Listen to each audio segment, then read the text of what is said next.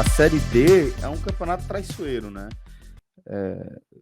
Nosso querido Maestro Cássio Zirpoli sempre trata a Série C como um campeonato, enfim, bem peculiar em relação ao acesso, mas eu trato a Série D como um campeonato traiçoeiro. Talvez essa seja a melhor expressão para a gente utilizar, né, Franja?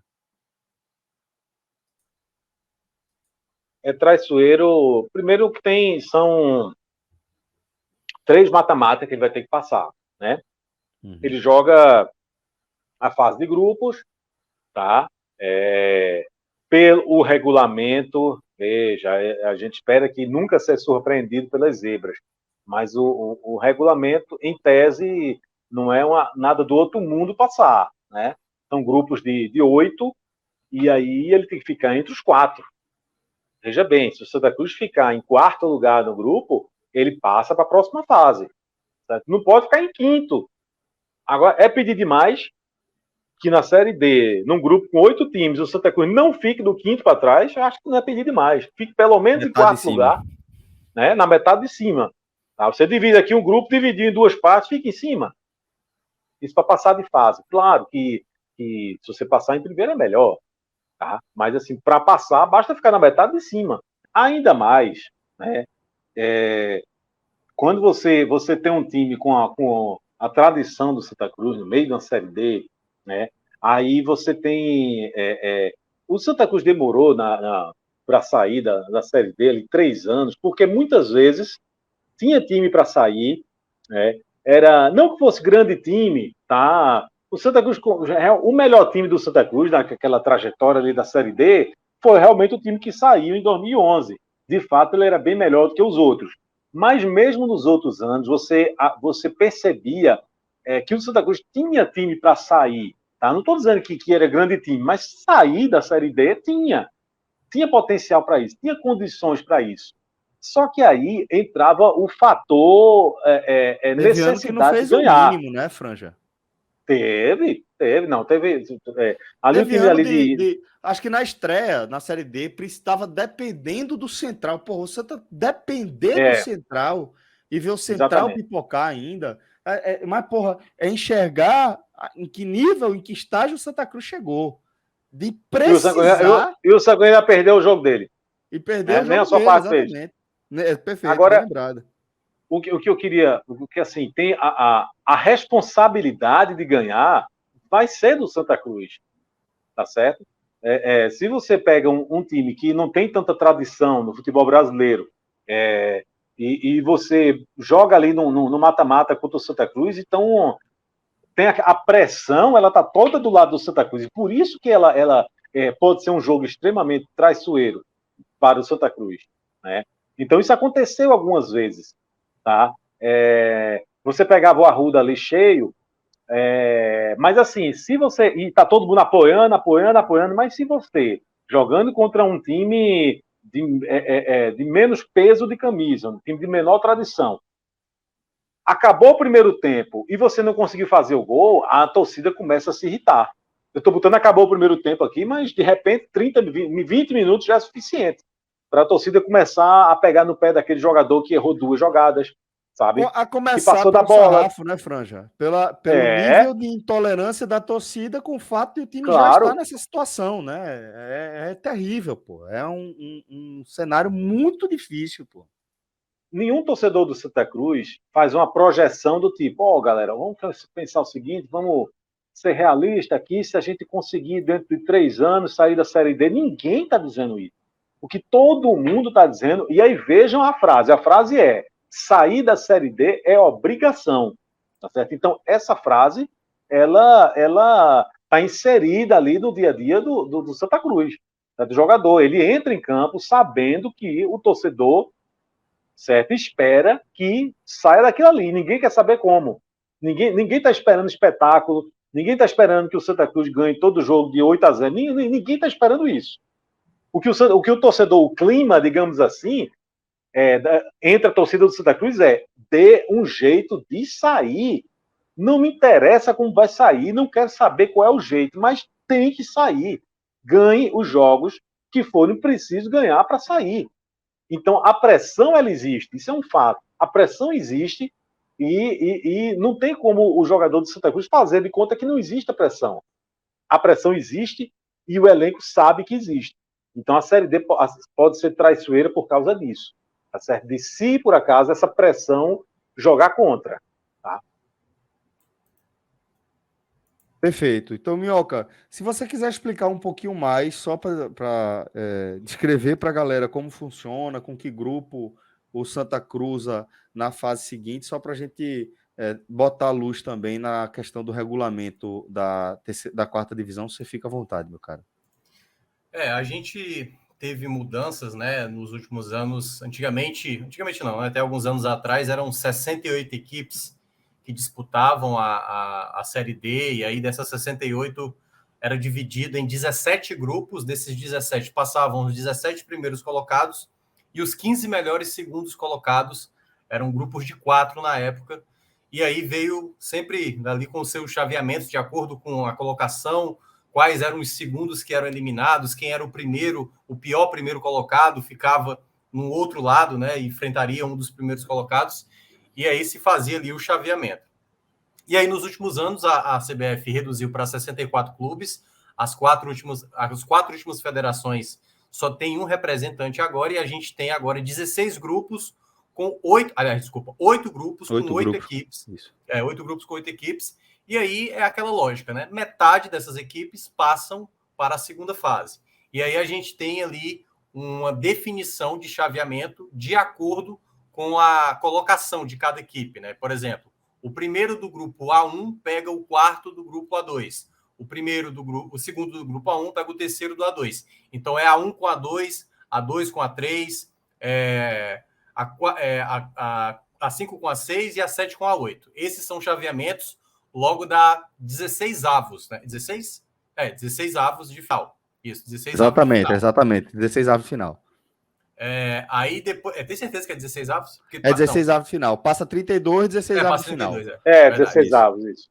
Aí a gente vai para as oitavas de final, que aí fica o do grupo A1, que pega o quarto do 2, vai pegar o segundo e o terceiro do grupo 3 e do grupo 4. Ou seja, no caso do Santa, das equipes do Nordeste. O Santa é o grupo 4, né? Pronto, que é do grupo 4.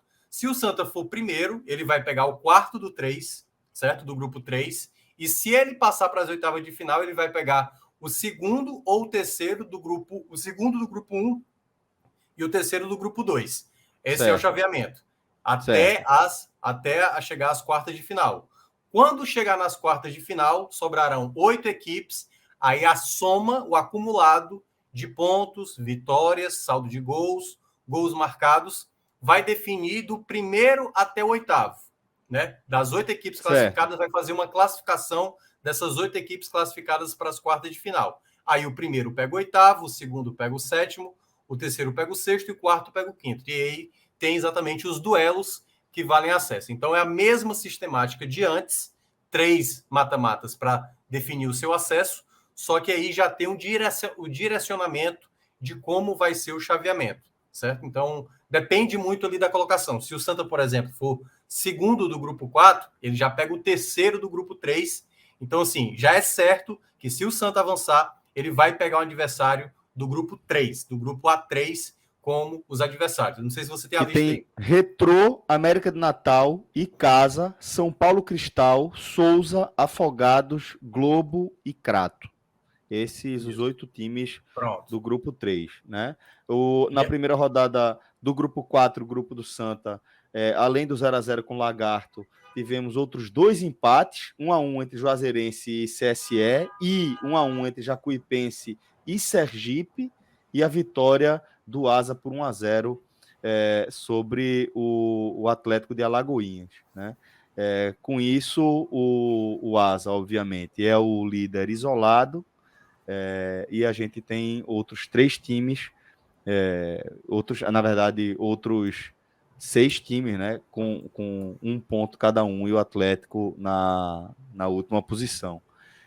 E no grupo 3, nessa primeira rodada, a gente teve a vitória do São Paulo Cristal sobre o Afogados, a vitória do América de Natal sobre o Souza por 2-1, o São Paulo Cristal venceu por 1-0, o Afogados, o América de Natal venceu o Souza por 2-1, o Retrô venceu o Crato por 2-0 e o Icasa venceu o Globo por 1-0. Esses os resultados dos grupos 3 e 4 dessa primeira rodada da Série D. Aí, Franja, não sei se você quer falar alguma coisa, porque você tem outro silencioso. Não, eu tirei porque só porque Minhoca resgatou a mudança de regulamento. E veja que antigamente a Série D era ainda mais traiçoeira. Porque você, na fase de grupos, você só tinha a garantia de que ia passar se você fosse o líder do grupo. Isso. Se você não é o líder do grupo, aí, meu amigo, você tem que ser um dos melhores de segundo colocado. Mas já tem que fazer conta. Aí você tem que ser um dos melhores de segundo. Você tinha a opção, você tinha a possibilidade de terminar em segundo e ficar fora. Ou seja, então, você não depende de si mesmo. Acaba que não você depende não depende de si mesmo. Não depende. Então, indo para a segunda colocação.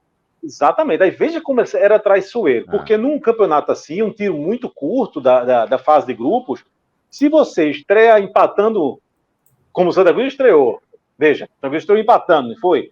Se fosse na regra de antigamente, você estreia empatando e se perdesse o segundo jogo em casa, você já está na situação crítica. Então, antigamente era ainda mais traiçoeiro, né? Porque a chance de uma recuperação ali durante a fase de grupos ela era muito menor. Né? O tiro era muito mais curto. Então, Franja, só para fechar aqui de minha parte a nossa análise sobre a estreia do Santa nessa Série D, vou perguntar para Minhoca o que é que Minhoca acha desse formato da competição, qual a visão particular dele aí sobre esse regulamento e a fórmula como um todo da Série D, companheiro. Assim, eu de uma maneira geral, eu não gosto muito de acesso via mata-mata, sabe? Eu acho que coloca sempre a situação muito na base ali dos 180 minutos, né? Dos 180 minutos. Tudo bem, eu acho que até... Abre muito espaço para o imponderável do futebol, né? Porque assim, quando você vê uma equipe bem estruturada e tudo mais, ali numa crescente, que fez, por exemplo, um bom trabalho. Vamos pegar aqui, por exemplo, sei lá, vamos lá, pegar uma equipe que, digamos que o Santa Cruz fez tudo certo esse ano. Fez um bom investimento, contratou jogadores, um bom técnico, fez tudo certo, entendeu? E aí vai para um jogo de 180 minutos e aí é aquela coisa, é o imponderável, é uma situação que pode ali fugir pelas mãos, uma coisa que, para representar um salto, sabe, de uma Série D para uma Série C, mesmo não sendo tão significativamente do que você disputar uma Série B, que tem ali, né, contrato de TV maior e tudo mais, um calendário maior, mas, cara, para uma equipe como o Santa Cruz, por exemplo, os mata-matas são sempre muito, sabe, assim, complicado. A gente está vendo isso com a América de Natal, a gente viu isso com o próprio Fortaleza lá na Série C também, como sofria demais no mata-mata. Então, eu prefiro mais quando há novos grupos sendo refeitos, né? Então, digamos, desses 16 que chegam para a próxima fase, poderia fazer ali 4 quadrangulares, sabe? 4 quadrangulares e aí o primeiro passa, ou então passa os 2 e aí depois faz ali aí pode fazer, sei lá, um outro quadrangular final para definir os 2 quem sobe. Mas eu não gosto muito da ideia de definir acesso, seja da A, da B, da C e da D, nesse formato, sabe? Nesse formato mata-mata. Eu acho que é sempre colocar um jogo numa situação pior, sabe? Eu vi isso lá no Náutico e Paysandu, né? O Paysandu até hoje lamenta aquele não acesso, né? Por conta do erro de arbitragem, do Voaden. E isso, queira ou não, dá uma proporção maior. Se torna um peso maior para uma equipe de peso. Né? Naquele duelo Náutico e Paysandu, podia ter acontecido o erro para o lado do Náutico. E o Náutico estaria relembrando aquele momento. Então, eu acho mais doloroso imaginar isso, porque pode acontecer. Um jogo aqui, são um jogo 3 ali. mata-mata seguido, né, velho? Mas em 6 jogos é muito difícil que aconteça. Pode acontecer, mas é mais difícil de você dizer foi por conta desse jogo, foi por conta dessa situação apenas. E aí você falando do formato quadrangular, né? Eu prefiro um formato mais disputa entre várias equipes. Minhoca, o próprio Santa Cruz, no ano que saiu da Série D, ali em 2011, ele quase perde. Tá? Ele foi para o mata-mata contra o 13 de Campina Grande, e o mata-mata do acesso. Né? O primeiro jogo foi em Campina Grande, e a decisão seria foi no Arruda. E aí, o Santa Cruz aparentemente tinha um time melhor, mas aconteceu de ele chegar a perder o jogo por 3-1. Santa Cruz está perdendo o jogo em Campina Grande por 3-1. E se perde aquele jogo por 3-1, eu acho que o Santa Cruz não conseguiria reverter no Arruda. Tá certo? Mas nessas coisas que acontecem no futebol, o Santa Cruz, sem jogar nada naquele jogo, arrumou 2 gols. Ali no fim do jogo, arrumou 2 gols e aí voltou com 3-3. E aquele empate de 3-3 foi praticamente uma vitória, porque existia a coisa do gol fora de casa. Então, o Santa Cruz, se empatasse de 0-0 em 1-1 ou em 2-2, passava. O Santa Cruz conseguiu acesso. Como conseguiu? Com empate de 0-0. Mas é o que você está dizendo. Os 180 minutos é muito complicado, porque o Santa Cruz arrumou 2 gols lá em Campina Grande. Se não tivesse arrumado, ele certamente não teria conseguido acesso, não. Ô, Celso, ainda Fala, também um companheiro. outro ponto que eu considero assim que poderia até melhorar também a própria Série D. Eu lembro, não estou lembrando qual foi o ano. A portuguesa, a Lusa, né? A Lusa Paulista lá, que até conseguiu acesso recentemente para a Série A1 lá do Campeonato Paulista. Eles conseguiram também ir longe. E aí perderam no mata-mata. Isso aconteceu com o Remo algumas vezes. E aí é doloroso quando a gente vê. É claro, assim, o campeonato é esse. Não dá para lamentar depois de disputado. Por isso que eu estou falando aqui antes. Se por acaso o Santa Cruz fizer a melhor campanha da primeira fase, passa ali Como já aconteceu. das 16 avos, das oitavas, e aí chega, e já aconteceu assim com várias equipes de peso, né? Chega no jogo que vale o acesso, aí acontece alguma coisa. Aconteceu isso com o ABC, acho que há 2 anos. Então, assim, o América de Natal também passou por isso recentemente. Então, é por isso que pesa muito, sabe, esse tipo de formato de competição. Porque, cara, equipes desse tipo, a gente sabe que tem um componente a mais de, sabe, de crescimento. Quando chega o quadrangular, o time, a torcida acaba abraçando mais a situação. E se eu fosse fazer uma nova regra aí para a Série D, as equipes que caíram no jogo que valia o acesso, essas equipes já estão garantidas. Porque você imagina, por exemplo, se o Santa Cruz não tivesse garantido a vaga na Série D do próximo ano, ele só teria essa chance de hoje. E aí, se não tivesse, se chega ali no tal jogo do acesso, fazendo a melhor campanha, enfim, a melhor campanha das 8 equipes que chegou, 100% de aproveitamento, não é o caso, até porque empatou hoje, mas se acontecesse isso, aí vai por uma bola ali, por um erro, a bola ia sair, ou um erro do árbitro, aí simplesmente não vai nem disputar a Série D do próximo ano. Então, eu acho muito pesado a maneira como é feita ali os jogos de acesso, e eu pelo menos garantiria para aquelas equipes, principalmente as equipes que caem no jogo do acesso e não tem calendário no ano seguinte, cara, deveria ter pelo menos a vaga do próximo ano, porque assim, é uma remada para praticamente, velho, aí você praticamente refazer tudo, né? Refazer todo o seu planejamento. Por mais bem feito que seja, numa Série D, você tem que refazer todo o seu planejamento de novo.